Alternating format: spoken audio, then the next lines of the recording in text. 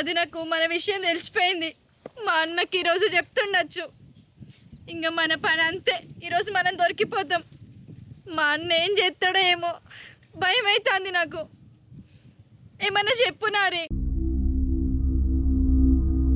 ఎక్కడికైనా వెళ్ళిపోదామా? నుంచి దూరంగా పారిపోదాం నారే.